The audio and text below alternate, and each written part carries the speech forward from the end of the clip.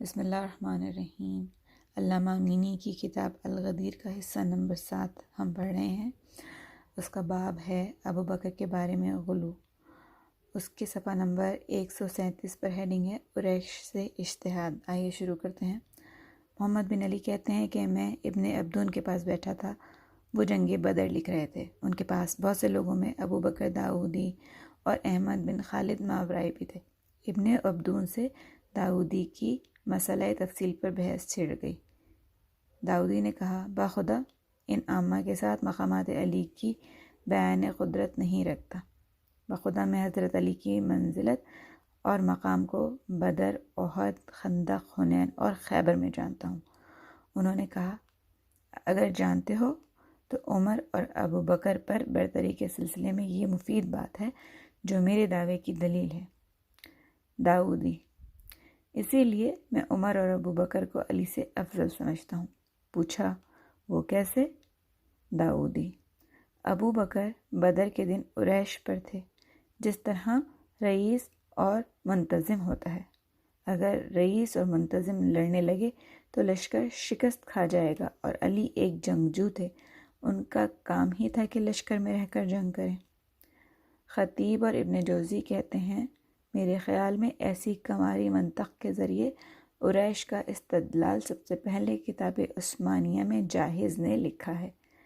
جو لوگ فضیلت علی کے قائل ہیں، ان کی سب سے بڑی دلیل یہ ہے کہ آپ جنگ میں کود پڑتے تھے، حالانکہ یہ کوئی بڑی فضیلت نہیں ہے، اس لیے کہ زیادہ لوگوں کو قتل کرنا اگر بڑی فضیلت ہوتی اور تقدم اور ریاست کی دلیل ہوتی تو زبیر اور ابو دجانہ وغیرہ رسول خدا سے افضل ہو جاتے، کیونکہ رسول اللہ نے تو صرف ایک ہی آدمی کو قتل کیا تھا اور نہ ہی بدر میں شریک قتال ہوئے، وہ صرف قریش پر ابو بکر کے ساتھ بیٹھے رہے۔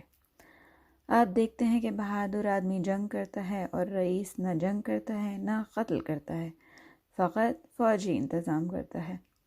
رئیس ہی پر تمام امور کا دار و مدار ہوتا ہے۔ اگر سارا لشکر بھاگے اور صرف یہی رہ جائے تو فتح ہو جائے گی، لیکن اگر وہ بھاگ جائے اور سارا لشکر ٹکا رہے تو فوجی شکست کھا جائیں گے۔ حکومت اسی کی وجہ سے باقی رہتی ہے۔ ابو بکر قریش پر رسول خدا کے ساتھ ہونے کی وجہ سے علی کے عظیم جہاد اور قتال کے باوجود افضل تھے۔ ریفرنسز کا تاریخ بغداد جلد نمبر 8 صفحہ نمبر 21 اور المنتظم جلد نمبر 6 صفحہ نمبر 327۔ علامہ امینی فرماتے ہیں، اس بے پر کی بکواس کا جواب دینے کے بجائے ہم صرف اس کا جواب نقل کیے دیتے ہیں۔ جو انہوں نے ریفرنس لکھا ہے وہ رسائل الجاہز صفحہ نمبر 54، شرح ابن ابی الحدید جلد نمبر 3 صفحہ نمبر 275 سے دیا کہ بلا شبہ جاہز کی بات تو لچھے دار ہوتی ہے لیکن عقل سے آری ہوتی ہے۔ اس کے نزدیک مذہب ایک کھلواڑ ہے۔ کیا جاہز کو معلوم نہیں کہ رسول خدا تمام لوگوں سے شجاع ترین تھے؟ وہ ایسے مہالک میں بھی ثبات قدم دکھاتے تھے جب عقل مندوں کے ہوش اڑتے اور بہادروں کے پتے پانی ہوتے تھے۔ چنانچہ احد میں سب بھاگ گئے، صرف 4 آدمی، زبیر، طلحہ، ابو دجانہ اور علی رہ گئے تھے۔ رسول نے اس موقع پر قتال کیا، عکاشہ کو ہر حال میں تیر بارانی کا حکم دیا۔ جنگ حنین میں بھی ثابت قدم رہے اور صرف آپ کے قریبی افراد ہی رہ گئے تھے، بقیہ سب بھاگ گئے تھے۔ حضرت علی کا ارشاد ہے کہ رسول خدا اشجع البشر تھے۔ جب جنگ کی بھٹی گرم ہوتی تو ہم رسول کی پناہ پکڑتے تھے، انہیں سے مدد مانگتے تھے۔ جاہز کیسے بکواس کرتا ہے؟ اس شخص کے مقابل جو نہ کبھی لڑا نہ میدان میں گیا، بھلا ابو بکر اور رسول خدا میں کیا نسبت؟ ذرا مرتبہ رسول دیکھو اور ابو بکر کو دیکھو کہ وہ کہاں ہیں۔ اگر ابو بکر شریک نبوت ہوتے تو قریش ان کے بھی دشمن ہوتے۔ ہم تو دیکھتے ہیں کہ وہ تمام مسلمانوں میں سب سے بوڑھے تھے، سب سے کم قریش کو گزند پہنچایا، نہ کبھی تیر چلایا نہ تلوار کے زخم کھائے۔ ایسی حالت میں وہ رسول کے برابر کیسے ہو جائیں گے؟ احد میں ان کے بیٹے عبد الرحمن مشرکوں کی طرف سے نکلے، انہیں دیکھ کر ابو بکر غصے میں بھرے باہر نکلے۔ رسول خدا نے فرمایا، ابو بکر اپنی تلوار نیام میں رکھ لو۔ رسول نے شاید اس لیے کہا ہو کہ اگر وہ جاتے تو قتل ہوتے۔ جنگ میں صرف یہی ایک موقع نظر آتا ہے۔ جاہز کیسے کہتا ہے کہ میدان میں لڑنا اور پہلوانوں کو قتل کرنا کوئی فضیلت نہیں رکھتا، جبکہ اسلام کا استحکام تلوار ہی سے ہوا۔ قرآن میں بھی جہاد کی مدح وارد ہے۔ جنگ سے بیٹھ رہنے والوں پر مجاہدوں کو فضیلت دی گئی ہے۔ اگر بزدل کو فضیلت ہے تو حسان کو سب پر فضیلت حاصل ہونی چاہیے۔ آپ تاریخ کا مطالعہ کریں تو معلوم ہوگا کہ قریش محمد مصطفیٰ صلی اللہ علیہ وآلہ وسلم کو تلاش کر رہے تھے، ابو بکر کی طلب میں نہیں تھے، اسی طرح علی کی تلاش میں تھے، ان کے قتل کے در پہ تھے کیونکہ انہوں نے ہی مشرکوں کا زور توڑا تھا۔ بدر میں قریش کے خلاف انصار نکلے تو انہوں نے کہا کہ ہمارے قبیلے کا آدمی بھیجو۔ خود ہندہ جگر خور کا رجز ہے کہ اے علی، آپ نے میرے باپ، چچا اور بھائیوں کا قتل کر کے میری کمر توڑ دی، مجھے کبھی صبر نہ ہوگا، کیونکہ علی نے ان مذکورہ لوگوں کو قتل کیا تھا۔ ہم خیبر میں دیکھتے ہیں کہ رسول خدا حضرت علی کی حفاظت کی دعا کر رہے ہیں۔ علی کی جدائی انہیں قطعی گوارا نہ تھی، وہ مہالک سے بچاتے تھے۔ دعا کی، خدایا تو نے احد میں حمزہ کو لے لیا، بدر میں عبیدہ کو لے لیا، اور آج علی کو مجھ سے جدا نہ کر کہ میں اکیلا ہو جاؤں گا۔ عمر ابن عبدود نے بار بار للکارا اور علی ہی اٹھے تو رسول نے ہر بار بٹھایا۔ جب دیکھا کہ کوئی نہیں جاتا تو اپنا امامہ سر پر رکھا، پھر کچھ دور تک ان کے پیچھے پیچھے چلے۔ عام مسلمانوں کی حالت یہ تھی کہ جیسے ان کے سروں پر پرندے بیٹھے ہوں۔ جب علی کی آواز تکبیر بلند ہوئی تو لوگوں نے سمجھا کہ عمر قتل ہو گیا۔ اسی لیے حذیفہ کہتے ہیں کہ علی کا عمر کو قتل کرنا، اگر اس کا ثواب تمام مسلمانوں کو تقسیم کیا جائے تو سب کو کافی ہو جائے۔ ابن عباس کہتے ہیں کہ کافی اللہ المؤمنین القتال، میں خدا نے فرمایا ہے کہ علی کی وجہ سے خدا نے مومنوں کو جنگ سے بے نیاز کیا۔ ہیڈنگ ہے افیونی عقیدت۔ خلیفہ کی شجاعت نے سنیوں کو بدحواس کر مارا ہے۔ وہ راست روی سے بہت دور ہو گئے ہیں، انہیں ثابت کرنے کے لیے بڑے پاپڑ بیلنے پڑ رہے ہیں، کہیں سے چول نہیں بیٹھ رہی ہے۔ مکڑی کے جالے کی طرح ایک کمزور ثبوت مذاق خیز انداز میں پیش کرتے ہوئے تفسیر قرطبی میں سورہ آل عمران کی آیت وَمَا مُحَمَّدٌ إِلَّا رسول کے ذیل میں لکھتے ہیں کہ یہ آیت صدیق کی شجاعت اور جرأت کی سب سے مضبوط دلیل ہے۔ اس کا ریفرنس انہوں نے دیا ہے، کہاں سے یہ بات لکھی گئی؟ تفسیر قرطبی جلد نمبر 4 صفحہ نمبر 222۔ کہتے ہیں کہ یہ آیت صدیق کی شجاعت اور جرأت کی سب سے مضبوط دلیل ہے، کیونکہ شجاعت اور جرأت کا سب سے بڑا ثبوت مصائب اور آلام میں ثبات قلب ہے، اور سب سے بڑی مصیبت وفات رسول تھی، ایسے میں ان کی شجاعت کا مظاہرہ ہوا۔ عمر کہہ رہے تھے کہ رسول خدا نہیں مرے، عثمان گونگے ہو گئے تھے، علی نے روپوشی اختیار کر لی تھی۔ معاملہ اضطراب سے دوچار تھا کہ صدیق نے اس آیت سے معاملہ واضح کیا، وہ سخت سے تشریف لائے اور مشکل کو حل کیا۔ اس استدلال کو سیرت حلبیہ میں بھی پیش کیا گیا ہے۔ لکھتے ہیں کہ جب رسول کی وفات ہوئی تو عقلیں اڑ گئی تھیں، کوئی دیوانہ ہو گیا تھا، کوئی زمین گیر ہو گیا تھا، اٹھنے کی طاقت نہ تھی، کوئی گونگا ہو گیا تھا، کسی نے بستر پکڑ لیا۔ پاگل ہونے والوں میں عمر بھی تھے، عثمان گونگے ہو گئے تھے، بولنے کا یارانہ تھا، حضرت علی نے زمین پکڑ لیا تھا، حرکت نہیں کر سکتے تھے، عبداللہ بن انیس بیمار ہو گئے تھے، اسی میں مر گئے۔ ایسے میں صرف ابو بکر نے ثبات دکھایا، اور یہ ان کی شجاعت کی سب سے بڑی دلیل ہے۔ علامہ امینی فرماتے ہیں کہ قرطبی نے اس آیت سے شجاعت خلیفہ کا ثبوت فراہم کرنا چاہا ہے، جبکہ اس ادا سے صرف یہی معلوم ہوتا ہے کہ ابو بکر نے اس آیت کے ذریعے وفات رسول کا استدلال کیا ہے۔ انہیں شاید شجاعت اور سنگ دلی کا مطلب نہیں معلوم، یہاں استدلال صرف اس لیے کیا تھا کہ موجودہ سیاسی دشواری کو حل کیا جا سکے۔ ایک صاحب نے بدحواسی میں وفات رسول کا انکار کر دیا، جبکہ وہ واقعی بدحواس نہیں تھے، یہ اس لیے کہ حضرت ابو بکر سخت سے آ جائیں، پھر معاملہ اپنے حق میں کرنے کے لیے سیاسی طور پر آیت سے استدلال کر کے کارروائی آگے بڑھائی گئی۔ حضرت علی کو گوشہ نشین اس لیے کہا گیا کہ یہ بیعت نہ کرنے کا بہانہ تراشا جا سکے۔ عثمان کو گونگا اس لیے کہا گیا کہ وہ اس سلسلے میں کچھ بول نہیں رہے تھے۔ ان کی شجاعت کا ثبوت اگر یہی تھا تو جیسا کہ مورخین لکھتے ہیں کہ انہوں نے چادر ہٹا کر چہرہ رسول دیکھا اور روتے ہوئے کہا، آپ زندگی اور موت دونوں میں پاکیزہ رہے۔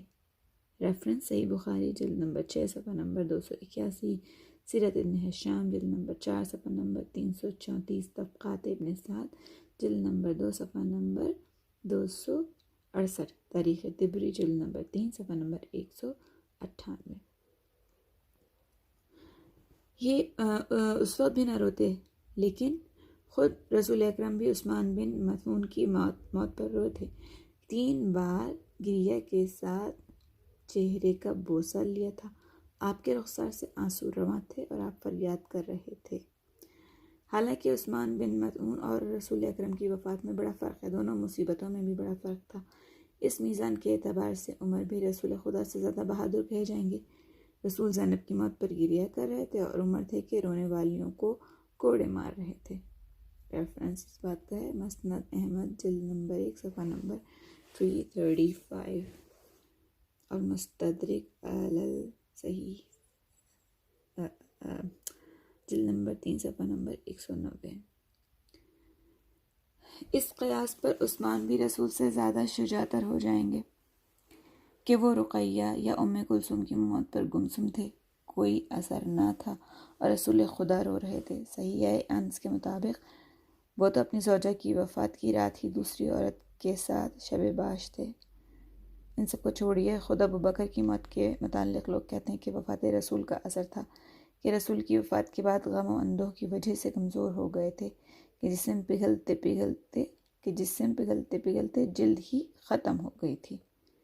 ریفرنس المستدرک جلد نمبر 3 صفحہ نمبر 63، اسد الغابہ جلد نمبر 3 صفحہ نمبر 224، تاریخ الخمیس جلد نمبر 2 صفحہ نمبر 263، حیات الحیوان جلد نمبر 1 صفحہ نمبر 39، صواعق المحرقہ جلد صفحہ نمبر 53 وغیرہ۔ معلوم ہوتا ہے کہ یہ احادیث قرطبی نے نہیں دیکھی، انتہائی بزدل تھے۔ بعض غلو پسندوں نے لکھا ہے کہ سب سے پہلے مکہ میں اظہار اسلام کے لیے تلوار نکالی وہ محمد اور ابو بکر اور زبیر تھے۔ ایک حدیث گڑھی گئی ہے کہ ابو بکر نہ ہوتے تو اسلام ہی ختم ہو جاتا۔ بہرحال ابو بکر نے کبھی تلوار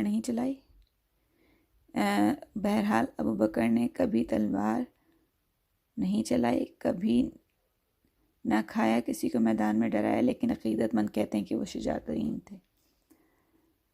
ہیڈنگ ہے صفحہ نمبر 143 پر، خلیفہ کا ثبات عقیدہ۔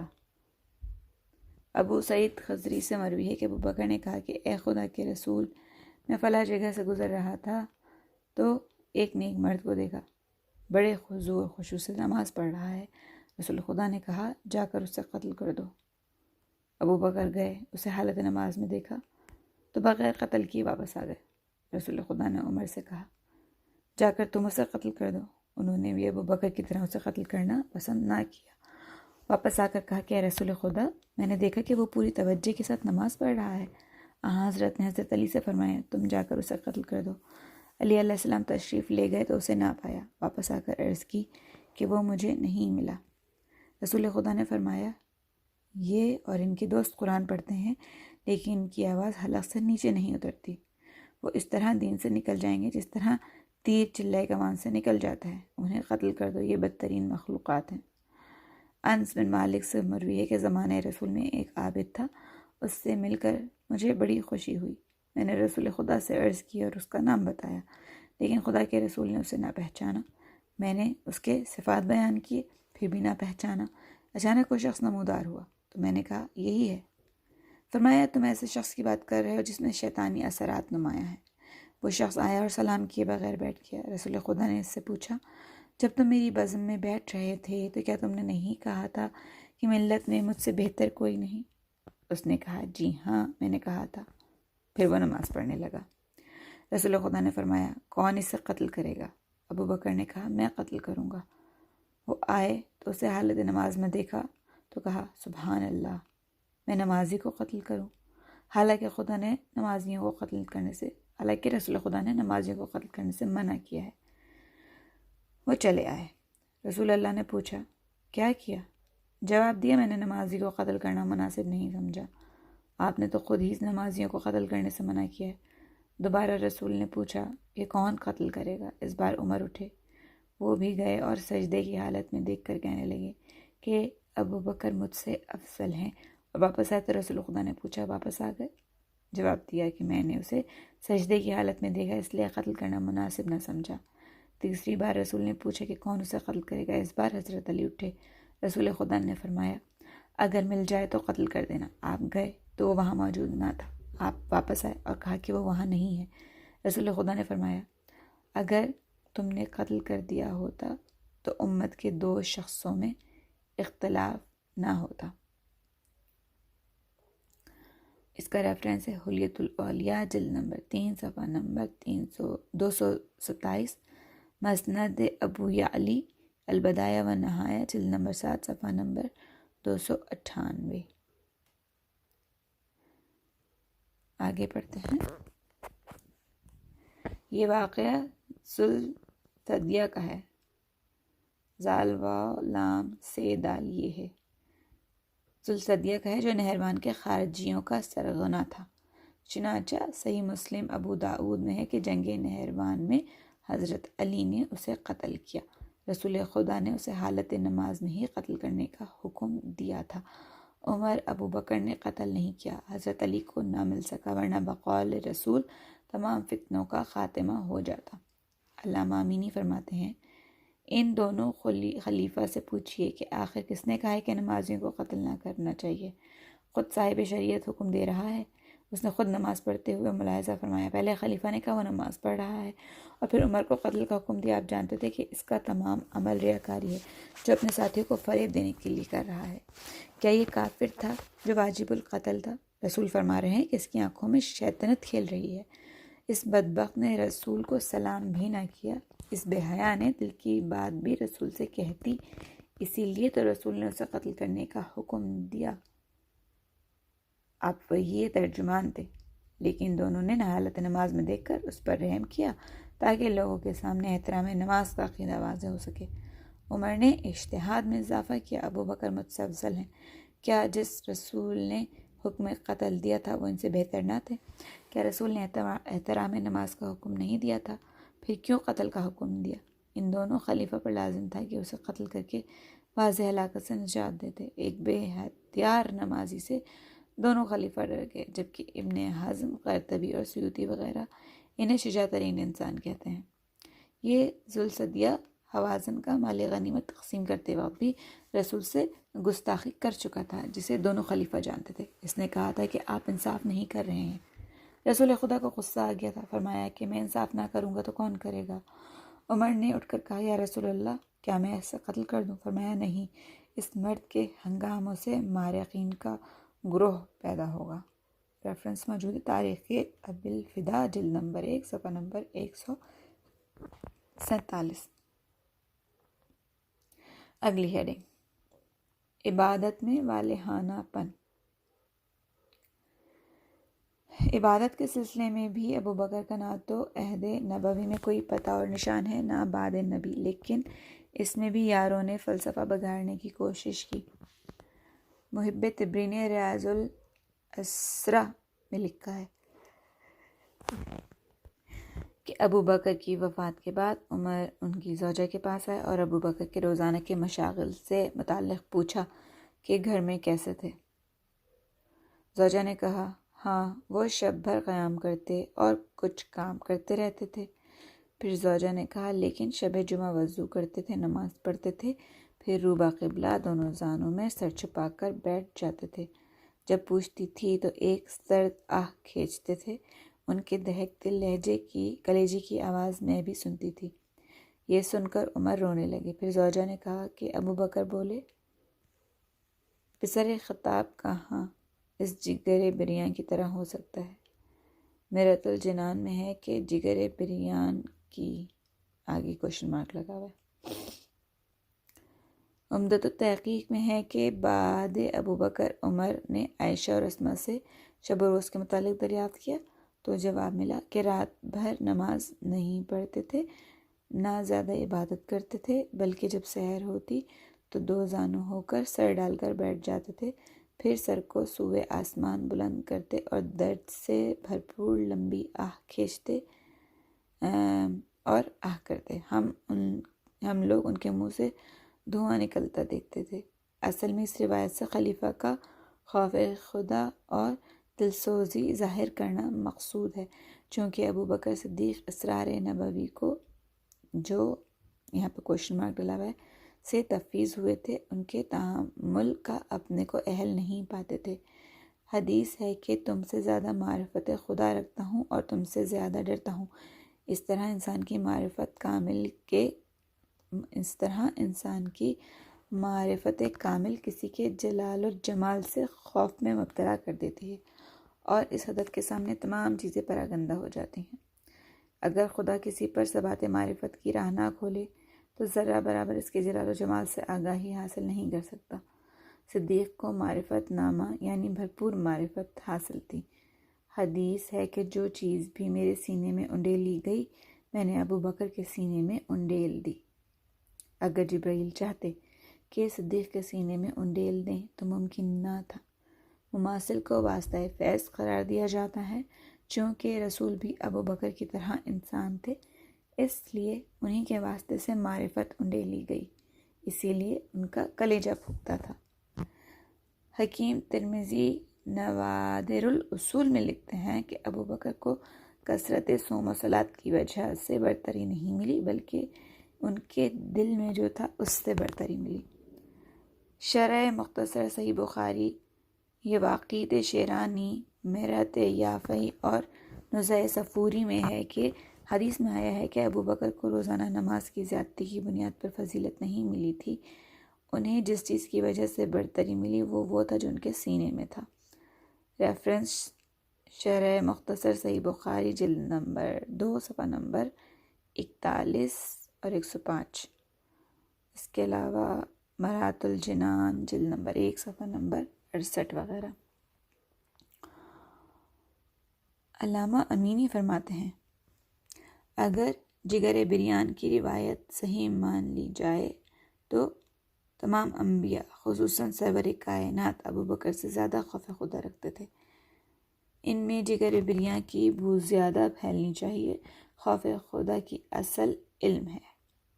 انما یخشی اللہ من عبادہ العلماء، یعنی کہ بے شک علماء ہی خدا سے ڈرتے ہیں۔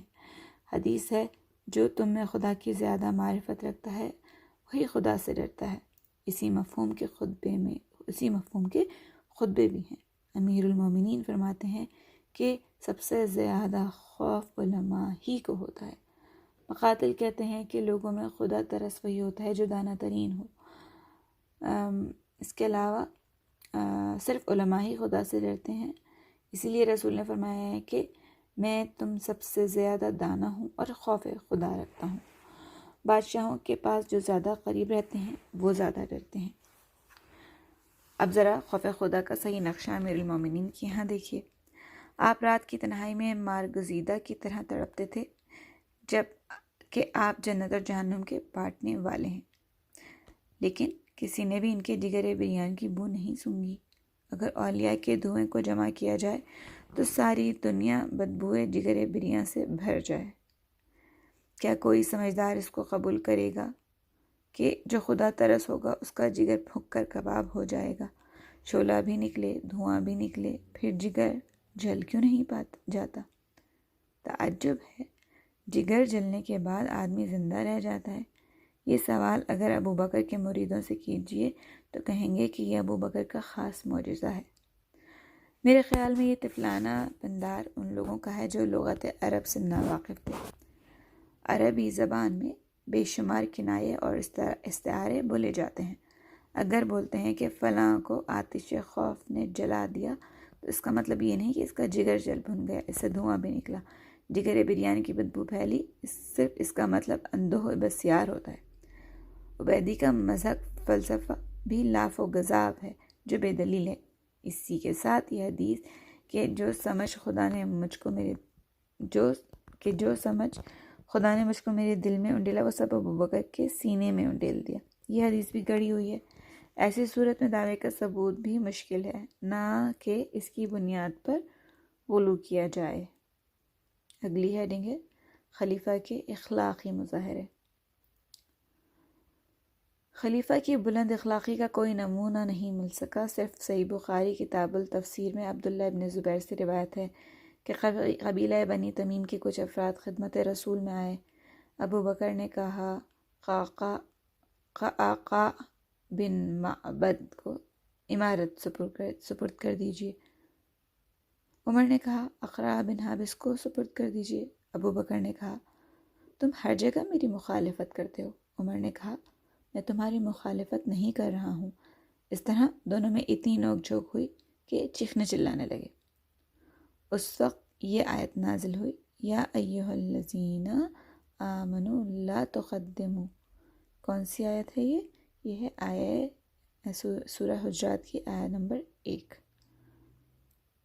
بخاری نے بطریق ابن ملیکیہ یہ بھی لکھا ہے کہ قریب تھا کہ دونوں نیکوکار ابو بکر اور عمر ہلاک ہو جائیں کیونکہ وہ بارگاہ رسول میں چیخنے چلانے لگے تھے۔ اس کے بعد متذکرہ بنی تمیم کا واقعہ لکھا ہے، چنانچہ آیت اتری یا ایھا الذین آمنوا لا ترفعوا اصواتکم فوق صوت النبی، یعنی اس کا مطلب کیا ہے یہ آپ کو ریفرنس بتا دوں میں، سورہ حجرات کی آیت نمبر 2 ہے۔ علامہ امینی فرماتے ہیں کہ ان دونوں بزرگوں پر تعجب ہے کہ عرصے تک رسول کے ساتھ معاشرت میں اخلاق کریمانہ سے بہرہ مند نہ ہو سکے۔ انہی بڑے لوگوں کی بزم میں بیٹھنے کا ادب بھی نہ آیا، خاص طور سے خلق عظیم کی بارگاہ میں بات کرنے کا ڈھنگ ہی نہ جانتے تھے۔ قریب تھا کہ دونوں ہلاک ہو جاتے کہ آیت نازل ہوئی جو آپ کے سامنے اوپر پڑھی ہے سورہ حجرات کی۔ ابن عساکر نے مقدام سے روایت کی ہے کہ ابو بکر اور عقیل میں گالم گلوچ ہوئی، لیکن ابو بکر گالیاں دینے میں بھاری پڑے۔ اس روایت میں ابن حجر، یہ ریفرنس اس میں انہوں نے دے دیا ہے کتاب کا صواعق المحرقہ صفحہ نمبر 43 کا، کہتے ہیں کہ اس روایت میں ابن حجر نے لکھا ہے کہ سباین یا نسبابن، بریکٹ میں لکھتے ہیں کہ استباب گالم گلوچ کا مقابلہ اور نصاب مہارت نصب دانی کا مقابلہ کہلاتا ہے۔ کے بعد میں سیوطی نے سبابہ کا لفظ ہٹا کر نصابہ ہی لکھ دیا ہے بغیر کسی تردید کے، لیکن ہر واقف کار جانتا ہے کہ نصابہ کا لفظ استباہ سے میل نہیں کھاتا، بلکہ یہاں سدبابہ ہی ہے اور یہی مناسب ہے۔ گویا راوی کہنا چاہ رہا ہے کہ گالم گلوچ میں عقیل سے زیادہ تھے کیونکہ یہ ان کی عادت ثانیہ تھی۔ ممکن ہے کہ کچھ لوگ کہیں کہ نصابہ کا مطلب ہے کہ نسب کے پیچ و خم سے واقف تھے، اس کی خامیاں جانتے تھے۔ انسان جب گالی دے گا تو اس کی عزت اور نسب پر طعن کرے گا، لیکن یہ صفائی چنداں لائق توجہ نہیں۔ لفظ گالی بجائے خود اتہام اور بدکاری کی اشاعت کرے گا۔ ریفرنس اس بات کا ہے الخصائص الکبریٰ جلد نمبر 2 صفحہ نمبر 86۔ خصائص کبریٰ سے معلوم ہوتا ہے کہ رسول کے آخری ایام میں عقیل اور ابو بکر سے گالم گلوچ ہوئی تھی۔ ابو بکر کے گالی باز ہونے کا ثبوت اور مسلمانوں کو گالی دینا بدکاری ہے، یہ بریکٹ میں لکھا ہے۔